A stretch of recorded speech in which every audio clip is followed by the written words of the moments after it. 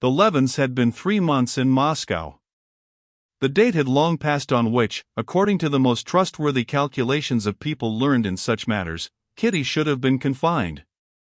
But she was still about, and there was nothing to show that her time was any nearer than 2 months ago. The doctor, the monthly nurse, and Dolly and her mother, and most of all Levin, who could not think of the approaching event without terror, began to be impatient and uneasy. Kitty was the only person who felt perfectly calm and happy. She was distinctly conscious now of the birth of a new feeling of love for the future child, for her to some extent actually existing already, and she brooded blissfully over this feeling. He was not by now altogether a part of herself, but sometimes lived his own life independently of her. Often this separate being gave her pain, but at the same time she wanted to laugh with a strange new joy. All the people she loved were with her, and all were so good to her, so attentively caring for her, so entirely pleasant was everything presented to her, that if she had not known and felt that it must all soon be over, she could not have wished for a better and pleasanter life. The only thing that spoiled the charm of this manner of life was that her husband was not here as she loved him to be, and as he was in the country. She liked his serene, friendly, and hospitable manner in the country. In the town he seemed continually uneasy and on his guard, as though he were afraid someone would be rude to him, and still more to her.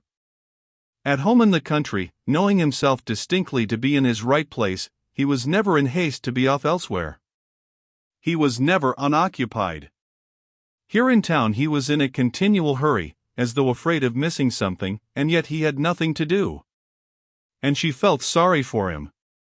To others, she knew, he did not appear an object of pity.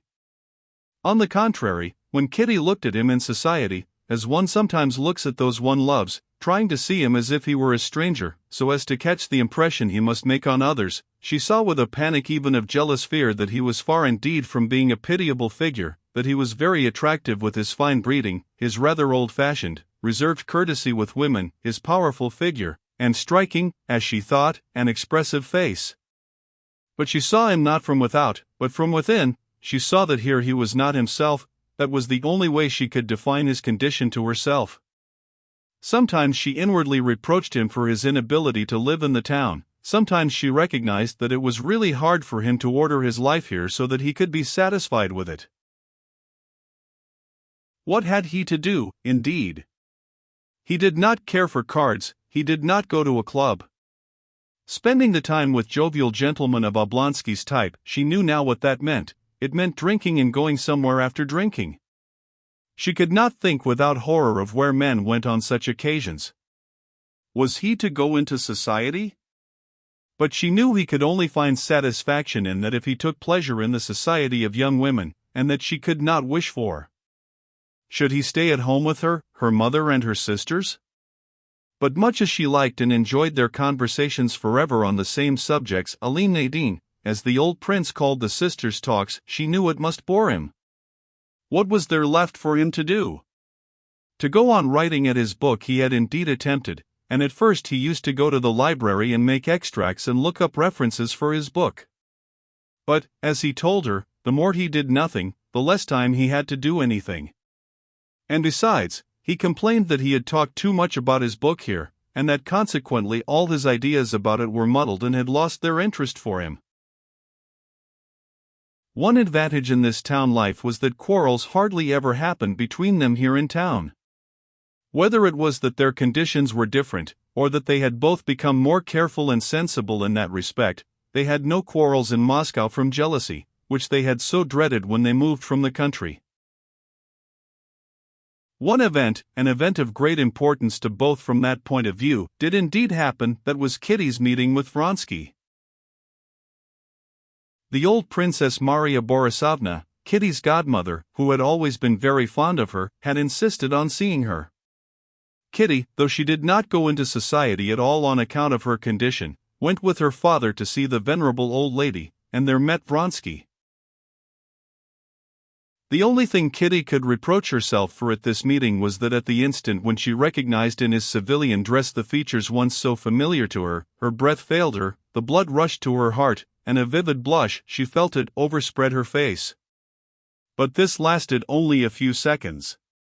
Before her father, who purposely began talking in a loud voice to Vronsky, had finished, she was perfectly ready to look at Vronsky, to speak to him, if necessary, exactly as she spoke to Princess Maria Borisovna, and more than that, to do so in such a way that everything to the faintest intonation and smile would have been approved by her husband, whose unseen presence she seemed to feel about her at that instant. She said a few words to him, even smiled serenely at his joke about the elections, which he called our parliament. She had to smile to show she saw the joke.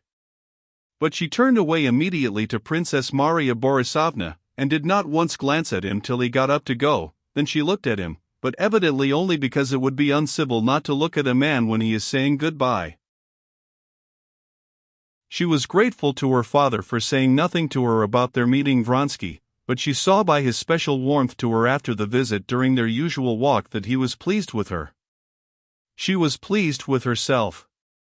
She had not expected she would have had the power, while keeping somewhere in the bottom of her heart all the memories of her old feeling for Vronsky, not only to seem but to be perfectly indifferent and composed with him. Levin flushed a great deal more than she when she told him she had met Vronsky at Princess Maria Borisovna's. It was very hard for her to tell him this, but still harder to go on speaking of the details of the meeting, as he did not question her, but simply gazed at her with a frown. "I am very sorry you weren't there," she said. "Not that you weren't in the room. I couldn't have been so natural in your presence. I am blushing now much more, much more," she said, blushing till the tears came into her eyes. "But that you couldn't see through a crack." The truthful eyes told Levin that she was satisfied with herself, and in spite of her blushing he was quickly reassured and began questioning her, which was all she wanted. When he had heard everything, even to the detail that for the first second she could not help flushing, but that afterwards she was just as direct and as much at her ease as with any chance acquaintance, Levin was quite happy again and said he was glad of it, and would not now behave as stupidly as he had done at the election, but would try the first time he met Vronsky to be as friendly as possible. "It's so wretched to feel that there's a man almost an enemy whom it's painful to meet," said Levin. "I'm very, very glad.